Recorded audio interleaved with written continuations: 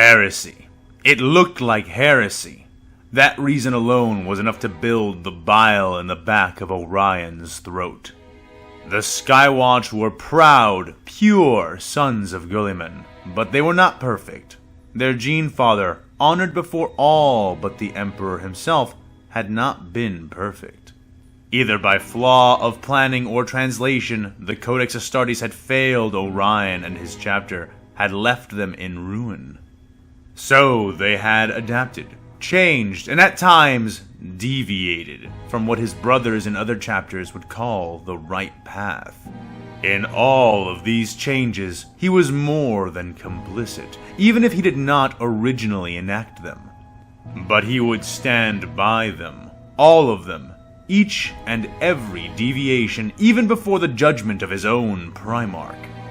But of all of the deviations they had embraced, this one, surely, was the one he feared the most. The chapter master of the Skywatch resented the very aesthetic of the Librarius, if it could even be called that any longer. The old Marine was always made profoundly uncomfortable each time he was forced to come here. And already, despite not being within the walls of the Librarius proper, he could feel the twitches and emotion-laden sensations which signaled the beginning of his undesired anxiety. Lodged deep within the center of the Herald of Justice was the Circle of Vigilance, the organization which had come to replace the standard function of their chapter's former reservoir of psychic learning. Orion was old, but not nearly old enough to play witness to those strange founding times, when the first chapter masters of his venerable order made the controversial decisions that led to this. The circle was not actually a single ring, but 10 interlocking rings, rooms, and passages designed for the exact purpose of this place. Within the outer 9 rings, no sign of anything one could call a Librarius could be seen. Instead, layered and warded fortifications were presented. The witch-warded warriors, the Space Marine Neo-Watchers of his chapter, stood guard here, holding their vigil over their considerable defenses.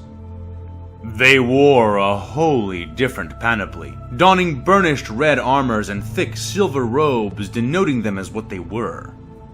Though most nodded their heads in his direction, and some even saluted his presence as he passed them, the chapter master of the Skywatch remained keenly aware of the fact that these were not his Marines.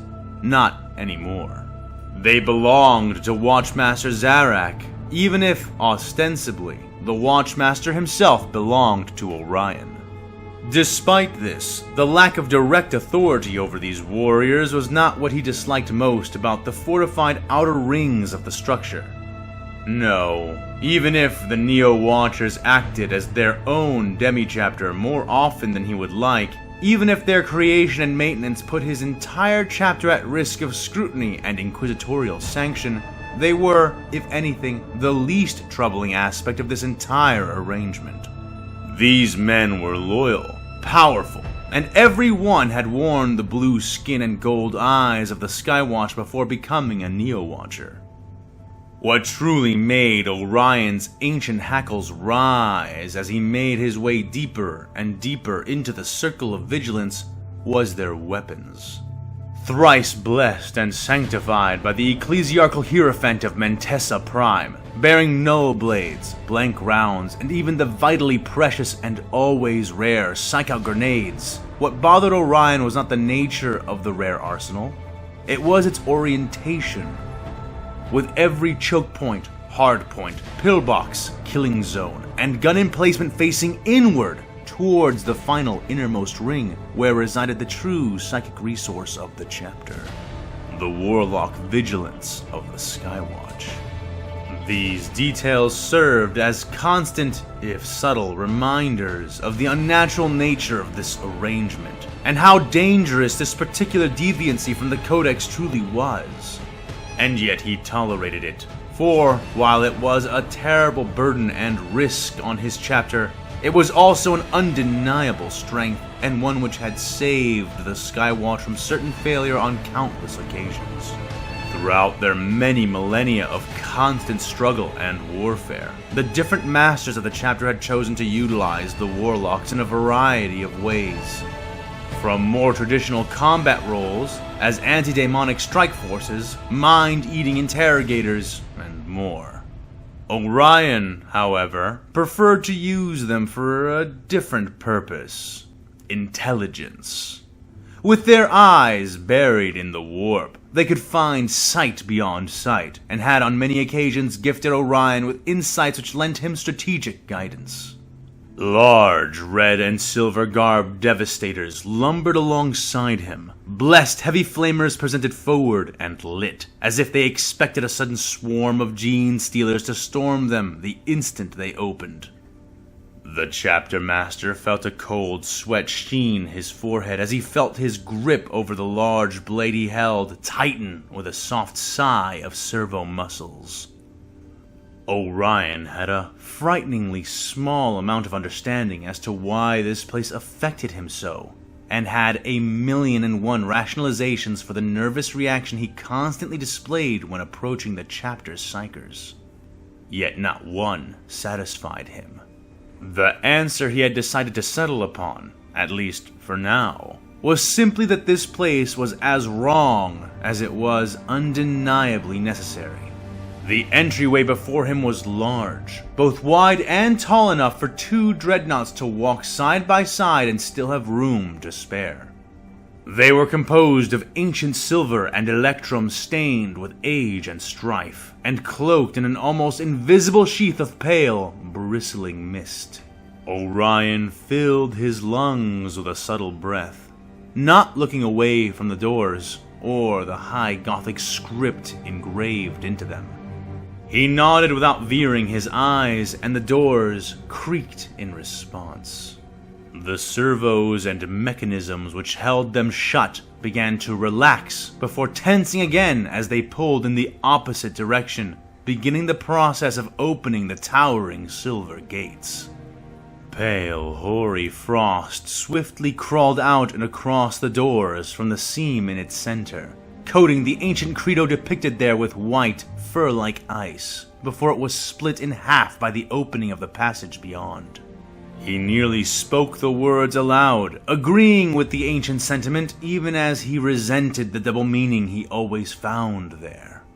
The old words upon the doors read, "Knowledge is power, guard it well."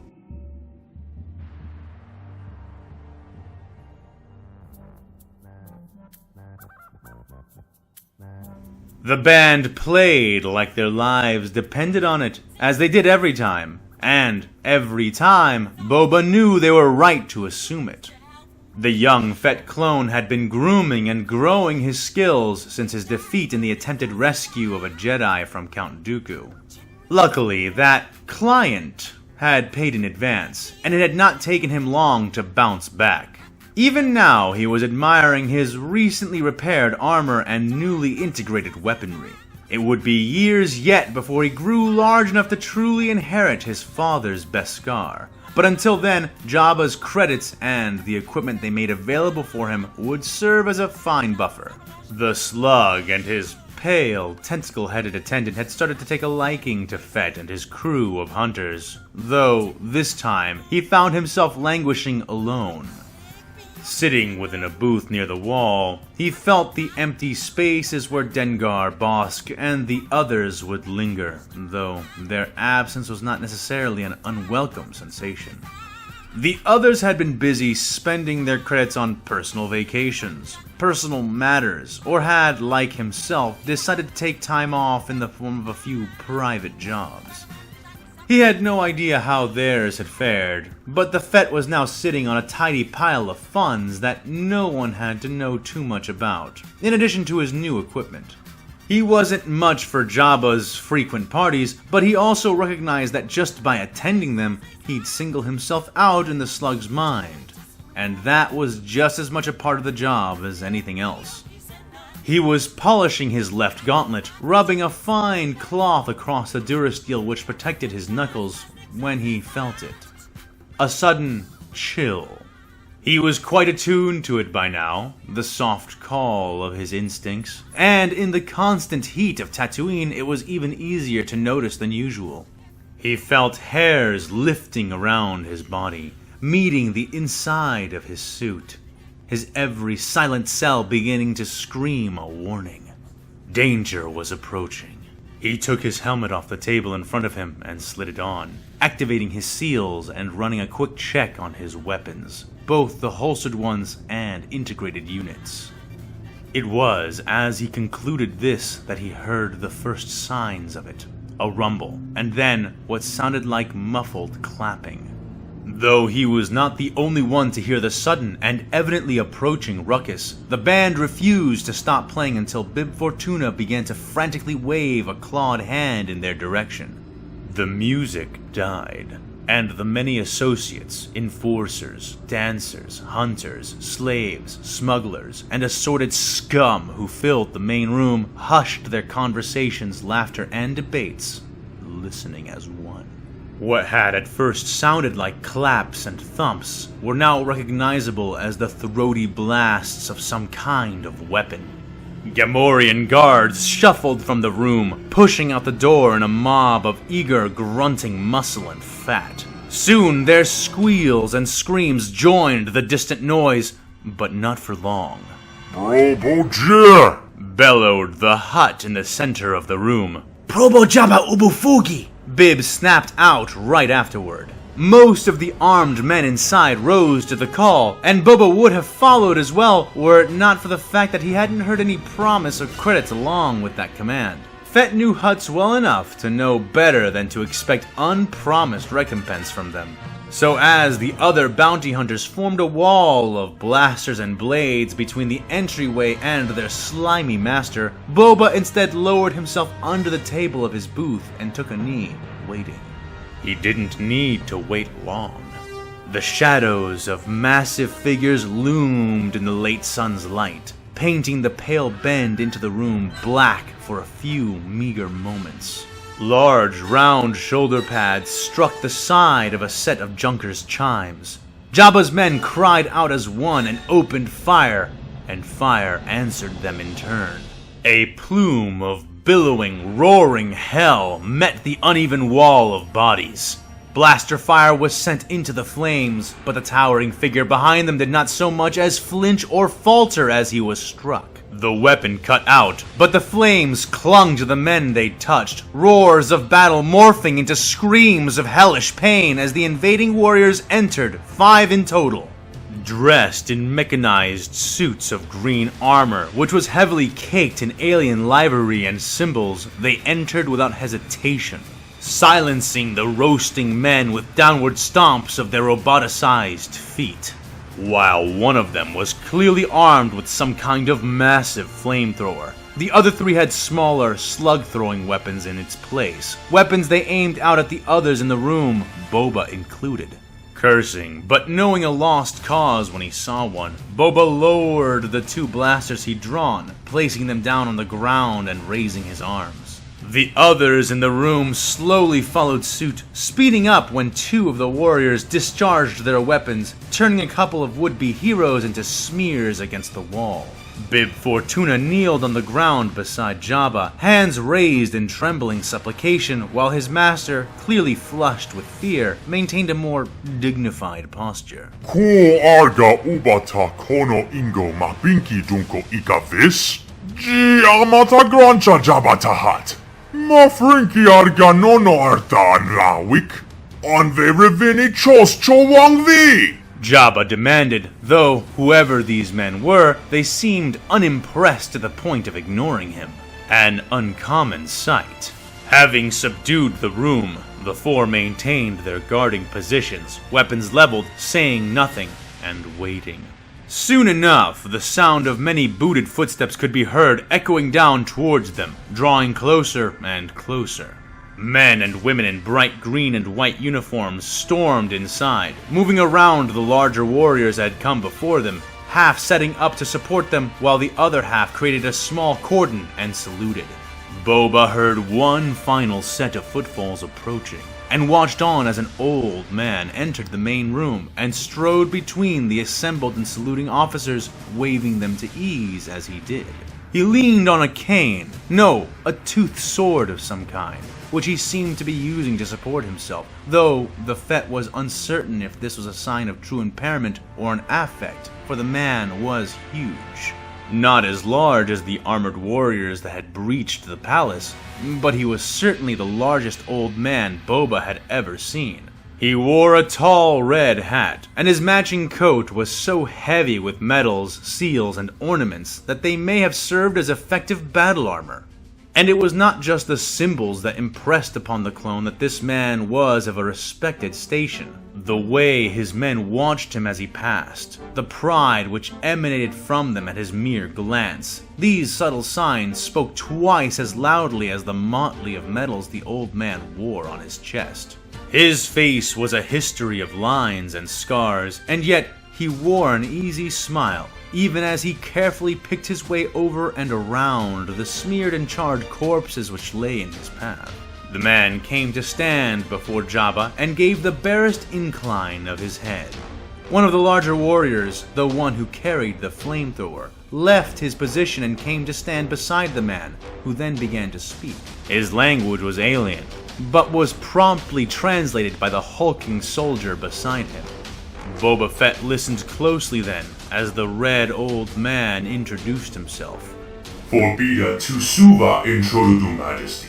Ujiji ava urginki niba of fumta uba maya asva. Gigi ara replicati of ta imperium du mankind. An ara nuba arigava ta vis planitu. Jivudu apricia if uba gold anva Dooku questi che uvu. Translated the warrior. Jabba did not respond right away, sizing the man up, and then the men around them, before finally giving his answer. If dawaga ala du uba nibad, uba shuva avajuda asbakaji, ta grancha Jabba su du benuti lust, antuta du skilva an confidu, jitinka dalava kulva bi, muka jiji kulva choba e opa ofo. Asva du questi, gil angvag uba, anten, jiji kaga deswi mogo. Mukakavo matari, dovangi visplika uba mafa. Boba was both impressed and amused. Clearly Jabba had no choice, even if he insisted on acting as though he did. The invader in red did not seem perturbed by this though, more than happy to continue in that tone so long as it got him what he wanted.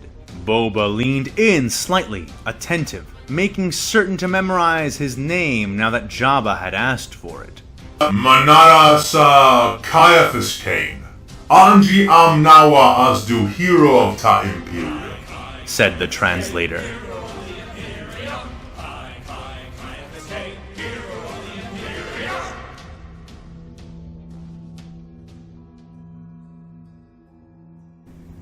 The Lord Admiral rolled onto her side, red satin sheets sliding over artificial and natural skin.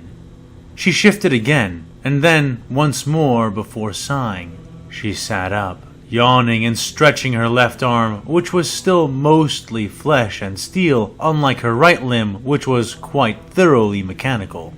None but the profoundly knowledgeable or uncommonly vigilant would ever notice, however, as she had taken great pains to ensure as seamless a set of augmentations as she could. But no matter the artistry of the prosthesis, or the bribes she offered the adepts of the machine cult, only so much could be done, and metal was not flesh, no matter what they believed. She was grateful to the tech priests and the Omnissiah for their work, yet the more mechanical she became, the less she found herself able to sleep through the resting cycle. What had once been a nightly routine had become a bi-daily event at best. While it was technically true that she did not need to sleep any longer, not since her latest surgeries, she had been informed that it would still be possible. And in spite of how vulnerable she was while doing anything resembling sleep, Rola Sindura still found herself desiring it deeply. The Admiral pushed her feet over the side of the bed and shivered as she felt the cold of the floor through her lower limbs, which mirrored her arms in that they too were divided between the half-mechanical and the wholly artificial. She took a moment to distract herself, trying to notice the precise differences in the sensation based on what each foot felt. It was more painful, she realized. The Mechanicus had learned how to wire nerves into human spines as easily as a seamstress might stitch closed a seam or cut. They had become so proficient, in fact, that they had managed to create artificial nerve endings which felt everything but pain. And it was only after one possessed such nerves that one realized a startling truth. Everything hurts. Petting a canid, drinking recaft, taking a soft shit. All of it hurt, though regular humans simply couldn't tell, since pain that subtle could only register if a person had the opportunity to compare life without it. And without the perfect nerve tuning of the tech priests, it would have been impossible to even experience that difference. Rolla imagined that this was one of the revelations of augmentation lauded by the priesthood, since it reminded her who and what she was, and what it was to be human. Those thoughts quickly led her back to her former sour musings on sleep, or her lack thereof. True human rest, like she had once enjoyed. Yes, even though most of her dreams were nightmares nowadays, and had been long before her upgrades. Yes, despite the fact that most of the sleep she did manage to secure for herself ended in a cold sweat or worse. But the terror of the night was a small price to pay for that dark, mindless rest that always came with some portion of her sleep. And besides, she was a human, and no matter the belief of the Martians, there was nothing more ubiquitous about the human experience than suffering. Nothing. She stood and strode over to her wardrobe, rejuvenated skin and synth flesh sheathed in a modest black nightgown. With a flick of her thoughts, the wardrobe opened and deployed, unfurling before her in jerky, mechanical fashion, its many robotic display hooks and arms holding out her various uniforms and dresses like a cadre of faceless servants. She perused her options, selecting a black uniform with golden trim and a particularly audacious shoulder ornamentation over her right side. She did not trust her servants to prepare her clothing beyond laundering them, nor to witness her in any vulnerability that one could call nakedness. She was the Lord Admiral. She sat atop a harrowing pyramid of death, intrigue, and eternal ambition. Of the first two, she was full to bursting. But concerning the final trait, hers had nearly run dry. How many assassination attempts, from forces within or without, has she survived over the years for no greater reason than this? Centuries of work and combat, and what could she even accomplish here, aside from maintaining the status quo? Now, however, things were starting to change. She looked up at herself as she finished donning her uniform and hardened her gaze. Drawing in a deep breath, Rolla closed her eyes, and with the hand of her mind collected all the loose strands of drive which remained within the beautiful bionic husk of her form. She gathered them and compressed them, drawing from them a strength that she had used to slay whole civilizations. When her eyes opened once more, they blazed with her old, raging fervor. Even a spark could light a flamer, and she found herself prepared, and not a moment too soon. A beep at her door indicated someone seeking to enter her chamber. Who is it? She asked into the air. A small vox near the mirror she gazed into spoke the answer in the voice of her guard captain. "Message for you, ma'am," said Alvat from outside. "It's from the Skywatch. I think they are moving to an objective," he added a moment later. She nodded, though he could not see it. She had been expecting this. After all, Space Marines were what they were, and what they were was not idle. Very well. I'll receive it on the bridge. Let us see where the old Marine thinks we should unsheath the Emperor's sword. CT-7226, the clone trooper otherwise known as Bucket, spun in his chair, his helmeted head lolling lazily from side to side. Dr. Sheena tried not to pay any attention to his fidgeting, knowing it was his own way of coping with the silent stress which filled the air. Instead, she redirected her focus to the lab results being projected before her hover chair. The images, reports, and various results of tests played out before the Syrian scientist in a slow stream of movement. Her ample brow creased, and she rubbed her aching eyes. She was unsure if she had been getting adequate sleep, but knew her eyes would be tired either way. After all, she had been doing a lot of work. All of it, in fact. Sheena hated doing this all on her own, but she had no choice in the matter. After what she had discovered about the source of Captain Kraken's orders, she knew the Supreme Chancellor could not be trusted. In fact, precious few could. They were sitting, waiting inside the room of one such rare individual right at this very moment. Or at least, a person she thought fell into that category. The very notion of trusting anyone with any of this made her skin crawl, much less someone she did not even know. But she had no choice in the matter. None. After all, while she could run blood tests, follow up reports, compile data, perform analysis, and test her hypotheses all on her own, she could not make a difference without the aid of Padme Amidala. The senator from Naboo was currently occupied in a session of the Senate, but was expected to return very soon. In that time, she and Bucket had been allowed to sit and wait for her within the lounging area of her senatorial suite, observed passively by two of Padme's household attendants. It was Sheena's hope that this woman would know the right people and have the right personal influence to make the right kind of difference. A person who might even be able to help her avert the disaster she knew would soon be coming. But hoping, well, that too made her skin crawl, and so Sheena distracted herself with analysis, and there was, admittedly, a lot to distract her with. By the stars! Bucket, look at this! She said, gesturing for him to come closer while enlarging an image of her holographic file and extending it up.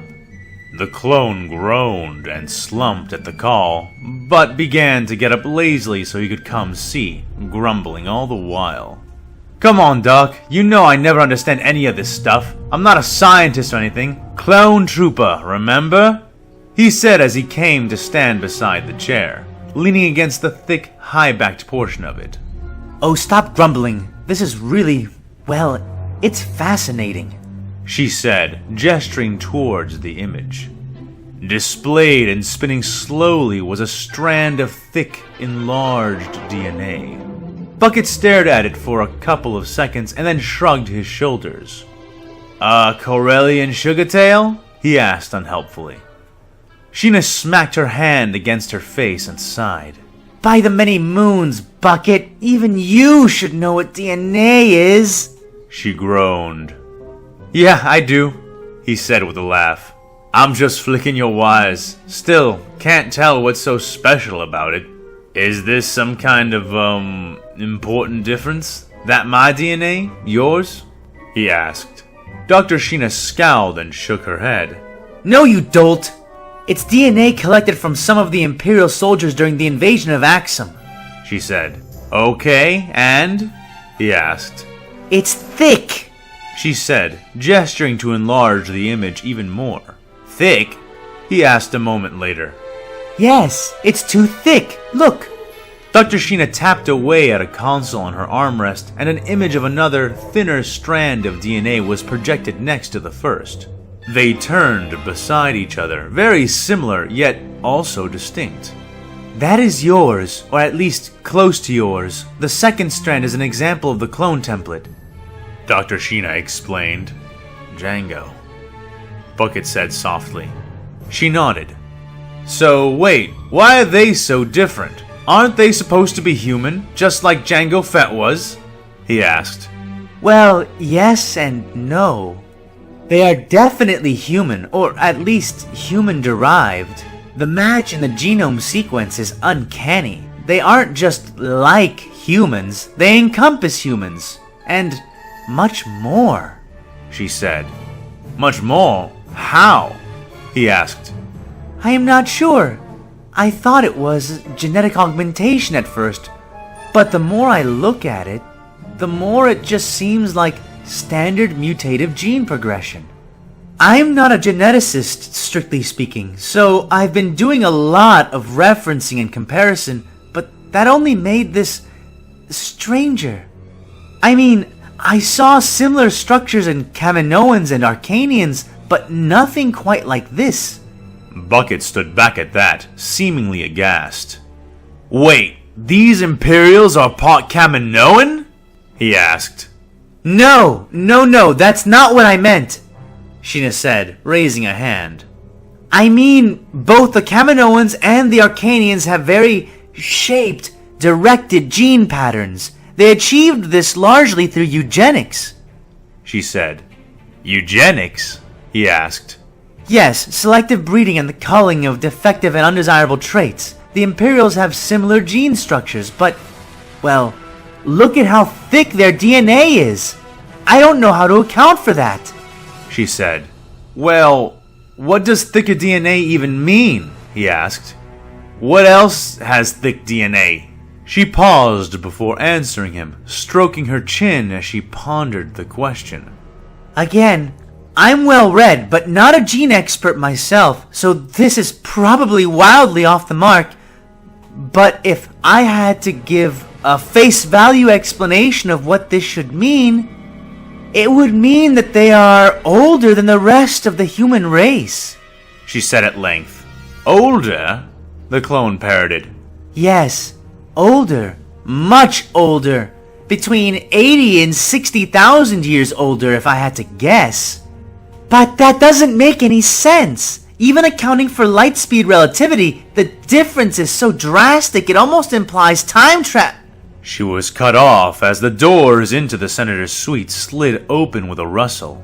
Both Sheena and her clone bodyguard snapped rigid and turned to see who was entering, both slackening at the same time as well when they saw Padme and her attendants begin to filter in. Ah, Dr. Sheena, Padme greeted, smiling warmly as she came to take the woman's hand in both of her own. It's a pleasure to meet you, and your escort as well. Bucket beamed inside his helmet, and Sheena offered a nervous smile of her own. Thank you for seeing me, Senator. I know you must be very busy, but I assure you what I need to say is of vital importance, she said. Padme's smile withered slightly, and she nodded more seriously, cautiously taking a seat nearby, being careful with her pregnant belly. Sheena spied that the senator was quite far along, and was shocked to realize that, in her vast memory, she could not recall the father to the popular senator's soon-to-be-born child. Odd. Yes, your holo suggested that much. How can I help you? Are you in trouble? Padme asked, eyes full of worry for the Syrian, despite her own vulnerable state. Sheena nodded and eyed the senator's attendants wearily. The women, of which there were 3, lingered near the back of the room silently, waiting to be needed. Padme seemed to notice Dr. Sheena's stare and followed it, a twinge of pained frustration flashing across her face before looking back at her guest. You can trust me, and you can trust them, I swear it, she said without hesitation. Sheena paused for a time, but then nodded slowly and turned back to the senator. Senator Amidala, I am in danger, and so are you, so are we all, she said. From what? Padme asked. The Syrian doctor paused again, a true sense of anxiety rushing through her, like the last look over the edge before leaping from a terminally high cliff. But before she managed to muster her courage, Bucket spoke for her, stepping forward as he did. The Supreme Chancellor, ma'am. We have reason to suspect that he is behind the hyperspace ramming incident around Pazob. Padme's face seemed to go blank with shock before a streak of subtle agony crossed her features again, and she shook off the surprise. These are serious suspicions. What can you tell me about why you believe this? Asked the senator. It's all right here, Sheena said, supplying the data she had managed to slice earlier that same day. Time was taken to show her what the data meant, how it proved some connection between the ship that had presumably begun the war and the office of the Supreme Chancellor. This isn't much, Padme said at the end of it all. Maybe not enough for a court, but it's enough for people like us, Sheena insisted. These records prove that there was some undisclosed message sent from the Supreme Chancellor's office to the Belajor just before it suicide rammed the Imperial ship. This entire war could well be a result of that single action. And besides, Senator, I know that you are not blind. I've seen your speeches and seen your vote record. You know how dangerous the Chancellor is, and you know that he already has far too much power. He's planning something, and all of this, even this new war, are all a part of it! The doctor almost yelled. That is enough, Dr. Sheena! Padme suddenly cried out, shocking the Syrian into silence. She panted and wiped at some sweat on her brow. I'm sorry, she said a moment later. Please forgive me. I'm not feeling well. But yes, I know. I am aware of the threat posed by the Chancellor and that there is much that he has not told us. I am aware, she said, resting her head in one hand. Dr. Sheena narrowed her eyes somewhat. Senator Amidala, are you due? She asked. The senator looked up, a slight blush touching her cheeks before she swooned in a sudden flood of agony, groaning loudly as she did. Her attendants rushed forward, but she recovered and waved them back. No, not yet. I have to go to Axum first. I have to tell Anakin. She groaned as she tried to lay back and breathe. Anakin? Anakin Skywalker? Senator, with all due respect, you should be doing no such thing. Besides, what news could you possibly have to give Anakin Skywalker? The man is locked within an unsanctioned battle with the Imperials at this very moment. Nothing you could tell him would be relevant to that, Dr. Sheena said, waving the attendants forward in spite of Padme's former gestures. You're wrong, Padme said, before another rush of pain took her. The forestalled attendants came to either side of her, taking her hands as more sweat shone on her face. I have to tell him, the senator insisted, even as a liquid stain began to appear on her dress, and her aides began to urgently call for medical aid. But Dr. Sheena was not so distracted by their concerns and panic that she did not hear the next few words the laboring senator managed to speak. He is the Supreme Commander of the Republic now!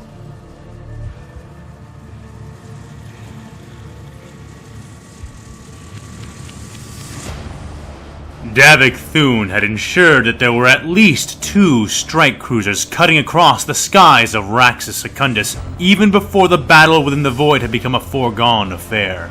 Amid an oncoming ocean of particulate death and strobing light-based lethality, the world below them had elected to activate a series of powerful overlapping shield generators. Yet they had failed to act before the Chapter Master, having been entirely unprepared for the sudden assault. The Imperial fleet had begun bombardment of the world, only to find their blows energetically blunted by the infrastructure below them. Before any major corrective actions could be taken, a second Separatist fleet had arrived to relieve the assault of the planet. The Void battle had been rejoined, but while it was fought, and Davik threw his might against the aforementioned General Grievous, the strike cruisers had deployed their tactical teams across the world, barely managing to stay ahead of the fields of defensive fire that the planet threw up towards the trapped cruisers.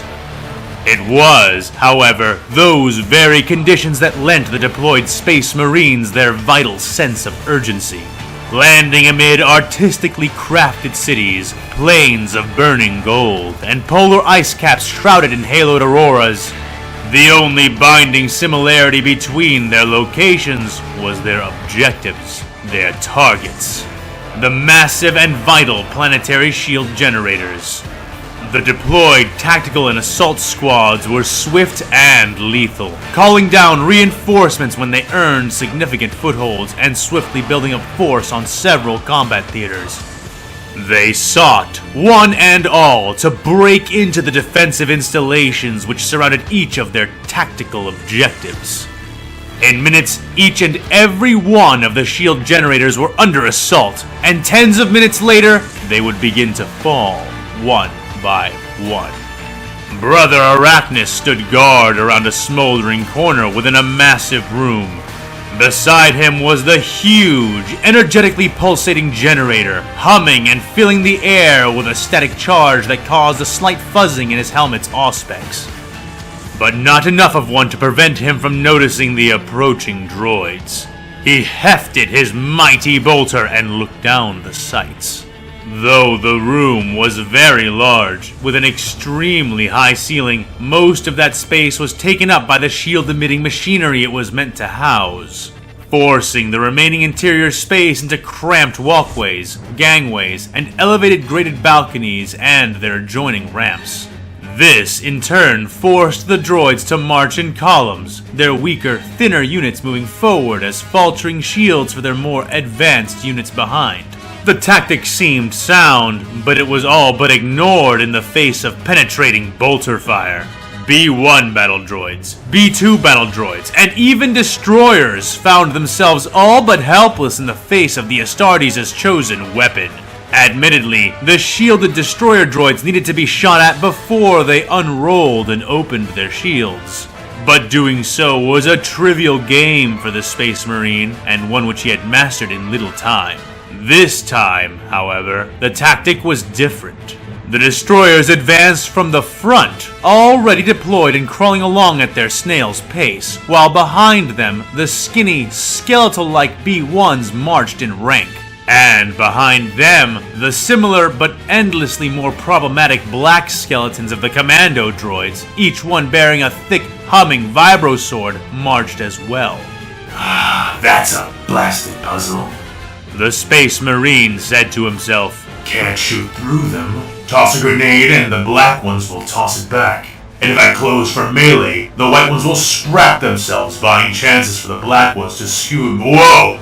He exclaimed as the B-1s suddenly drew grenades from around their waists and reeled back their arms, pitching them over the shields. Arachnis opened fire, catching most of the spheres in the air over the destroyers, though the blasts failed to reach them through their shields. He caught one of the grenades that had been tossed over, pitching it back and kicking the other two that landed nearby to the same effect, bouncing the deadly explosives off the walls and grates to veer back towards the droids. But they all detonated too soon to catch them. The destroyers opened fire while he was distracted, and the Marine was shoved back behind his corner by the sudden heated impact of one of their larger particle bolts. He checked his smoldering armor, finding 2 impact sites on the left side of his chest, both bleached of their paint and puckered, but intact. He grinned, actually feeling a bit of earned adrenaline flood his system as he peeked back at their advancing lines. The white skeletons were drawing out more grenades even as he watched. This time, he took the initiative, charging out before they had time to reel back their arms for another toss.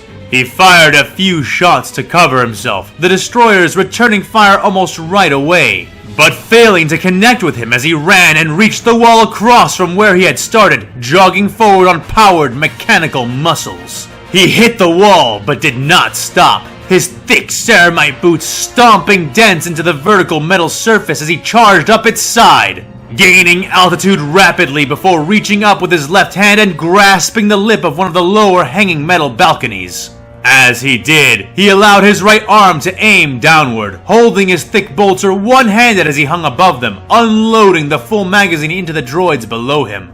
The maligned machines hesitated and even seemed to panic, half simply dropping their grenades to the ground as they attempted to fire up at him, while the other half stupidly activated and tossed the explosives, making themselves prime targets for his bolts. Most of the white skeletons and half of the black were eradicated right away, either caught in sprays of bolter fire or in the sudden blasts born from their own intercepted grenades. Once more, the destroyers proved resilient, though they had a lot of trouble managing their aim directly upwards. Ammo expended, Arachnis cursed and tossed away his blessed bolter and released the foot of the metal balcony, dropping down on top of both of the destroyers beneath him as he whipped out his combat knife in a single fluid motion. His boots hit the energy fields with solid thumps and screeches of reactive radiation, but after their force was stolen away, his feet began to sink through the fields almost instantly, the destroyers struggling to orient and fire accurately with the long noses of their rifles once his body began slipping past their shields. He crushed both of the destroyers under either boot, hacking their heads off with his knife before they fell away, backtracking rapidly out of the aftermath and only narrowly managing to avoid the energetic strikes of the remaining 4 commandos. Arachnis hopped onto his toes and began to bob and weave his massive form, making himself unpredictable, flipping his knife into a reverse grip as the 4 agile abominations spread out and drove in, aiming to cut him down from several different angles. The symmetry of their machine minds was perfect, too perfect. For a mortal man, such calculations would have been superior. Yet, for an Astartes, such things, while still blindingly fast, were predictable. When he observed the even spacing between all 4 vectors, their synchronized striking patterns, and their use of ordered, almost predetermined executions, Arachnis realized these combat AI were far from the most lethal he had ever contended with. Which was good, because they outnumbered him by a large margin.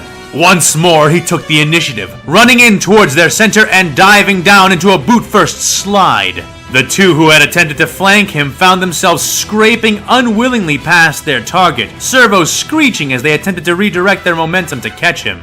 The 2 near the center drove their swords down, seeking to impale the Marine as he slid low between them. His blade-bearing hand deflected one strike, while the other, free hand, slapped the flat of one of the blades, knocking it aside and taking the offending droid by the wrist.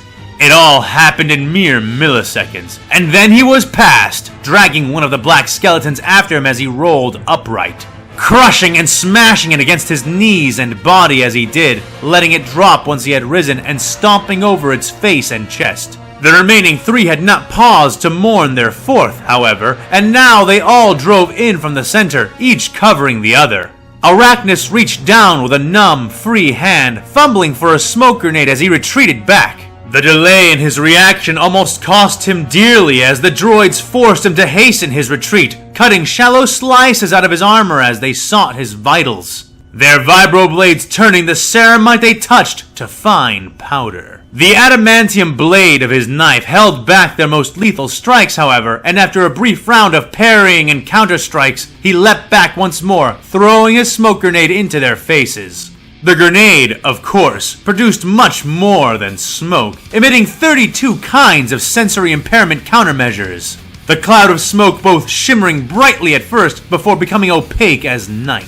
The droids floundered, blind and deaf in the sudden mire, but Brother Arachnis, just as deaf and just as blind, did not. His photo-perfect memory held the exact instant before his grenades had detonated crisp and clear in his mind, and he let it, his speed, and his predictions guide him. And they guided him true. Steel spilled steel in the screeching union of death meeting false life. And when the cloud of billowing, storm-like smoke cleared, Arachnis stood over the butchered corpses of the 3 remaining commando droids. He looked up, locating his bolter, and taking it up again, checking it for damage and then reloading the sturdy implement of doom. Staring back down the way the droids had come, he could see no more approaching. Yet, when he turned to take up his position again, he found something else standing there, by the corner. A man, an old man. He stood regally, with an air of imperious authority that Arachnis had seen on many inquisitors and lord generals alike. Though this person, whoever he was, could be neither. He wore the stylish but comparatively plain clothing of this planet's nobility, and he bore no obvious cybernetics or signs of rejuvenation, despite the fact that his hair was nearly as white as his sickly old skin. For all the signs of his advanced age, however, Arachnis could see no weakness within the man, and the red, glowing blade of light which the man held out to his side was all the sign the Space Marine needed to know that this man was a hostile force. For a brief moment, both locked eyes through Arachnis' helmet lenses, neither moving, and then, in a sudden burst signaled by nothing more than instinct, both warriors reeled up in action and extended their lethal powers towards the other. Arachnis pivoted on his heel, bringing his bolter to bear and unloading his freshly replaced magazine. Self-propelled bolts screamed through the air like miniature meteors, bursting and exploding violently as they made contact with the stream of warp lightning that poured out from the fingers of the old man's free hand. Arachnis cursed his bad luck. Another witch! The surge of corrupting power traveled up the rain of exploding bolts like a nest of hungering snakes, entering the barrel of the gun and forcing Arachnis to toss away his weapon just as it exploded. The fragments of his beloved bolter showered him in a hateful rain of burning metal as he drew out his combat knife again. But he barely had time to intercept the red blade of his enemy's weapon as it came upon him, stabbing towards one of his two hearts. The adamantium of his combat knife lit and glowed like molten steel, but managed to push aside the lethal bar of light before it could pierce his body. The old man had traveled very far, and the strength in his arm was far greater than that of a normal human. Arachnis sought to strike at the man, but couldn't find a moment or opening to do so, wincing and backstepping as he contended with the dueling psyker's rapid pace.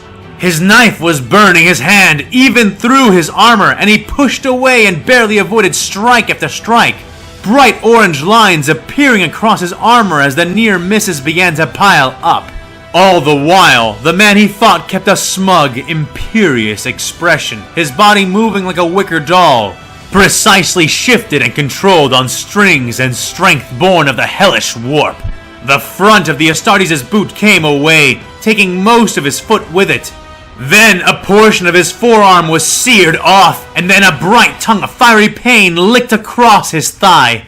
Arachnis heard more than felt his combat knife fall out of his useless hand as the witch's red blade bit deeply into his wrist, using the loss to raise his free arm and bring it down in a murderous haymaker destined for the old man's head. But this too was stopped when the psyker thrust his own free hand into the Space Marine's chest, pushing hard and throwing the warrior back against the wall, where his injuries forced him to slump down and collapse. He reached up and activated his Vox with his one good hand. Benitez, Olantis, I am defeated. The enemy has me and will be upon you soon. He is a single psyker with a power sword. The Marine began to report. Save your breath. They are already dead. The old man said in flawless High Gothic, the result of a collar-mounted translator device, Arachnis would realize. More droids appeared then, the black kind, but not from outside the perimeter, as he would have expected, instead appearing from behind the position he had taken up beforehand, from where his fellow Marines should have been. He growled viciously, trying to rise, and failing as the old psyker came to stand over him, staring down his nose at the defeated Astartes with only a mild disdain. More of us are coming! This planet will be ours! Arachnis spat, hatred grinding past every syllable he spoke. The old man merely raised a sarcastic eyebrow, and then laughed lightly and once. Then, without warning, he plunged his saber into the Marine's primary heart, holding it there, and using the warp to restrain Arachnis' remaining functional limb as he did. You lost this war before you started, fool, he said before twisting the red blade and tearing it out the side of Brother Arachnis' chest, cutting through his remaining second heart in the process. The Space Marine rasped one last hateful breath, before the light faded from his eyes and he slumped down into eternal stillness. The Sith Lord deactivated his blade and sighed, wiping a sheen of sweat from his wrinkled forehead. "That should be all of them," he said. "We have located the charges they set. Should we begin disarming them?" asked one of the nearby commando droids. "No, you heard the savage. There will be more of them, and even if we protected this generator, I cannot protect them all," said Count Dooku. Roger. What next?" asked the droid.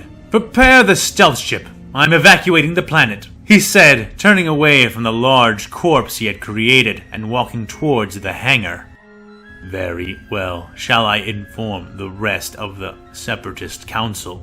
the droid asked, following at Dooku's right as the other commando droids began to salvage what they could from the dead Marine, as they had done with the others.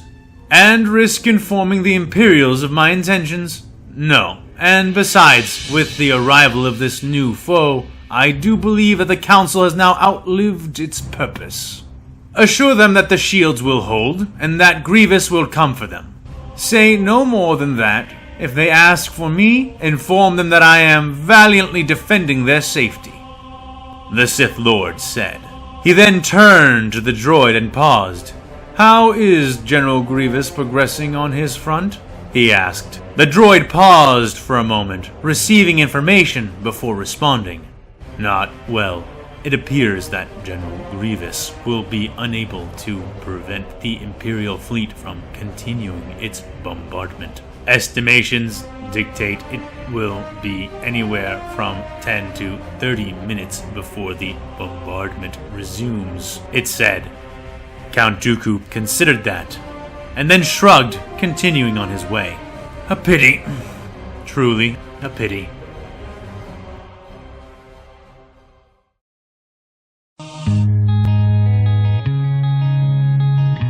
Suffer not the unclean to live. Lead us from death to victory, from falsehood to truth. Lead us from despair to hope, from faith to slaughter. Lead us to his strength and an eternity of war. Let his wrath fill our hearts. Death, war, and blood. In vengeance, serve the Emperor. In the name of Dawn.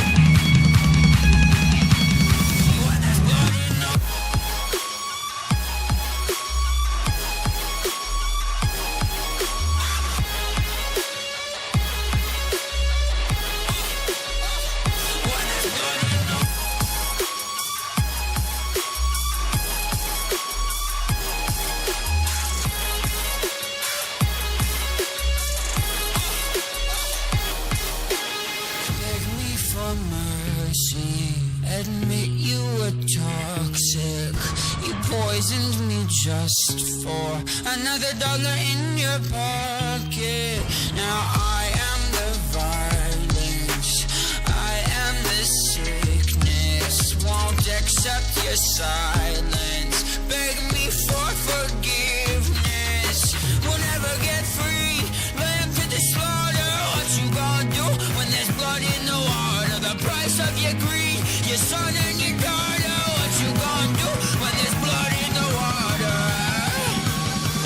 When there's blood in the water.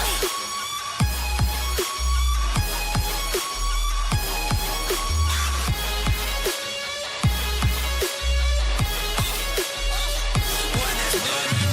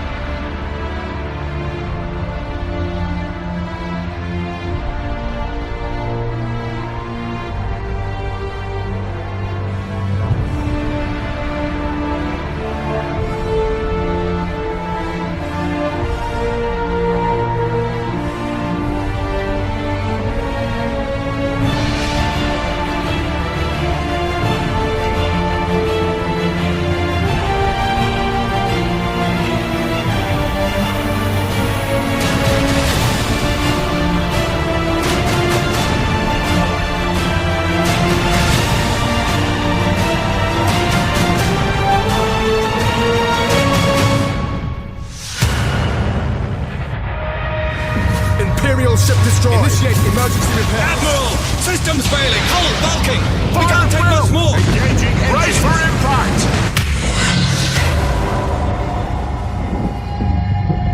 The flagship has been destroyed! The battle is lost! All vessels, prepare to retreat! Disengage! Disengage! Captain, DDoS contact. All ahead full! Maximum burn! Prepare warp engines! Disengaging! Across 1,000 worlds we fight for our survival. Those that would tear humanity down are legion. Our forces are few, our enemies many. There is no respite, there is no mercy. From the lightning of the tempest, our Emperor, deliver us. From plague, temptation, and war, our Emperor, deliver us. From the scourge of the Kraken, our Emperor, deliver us.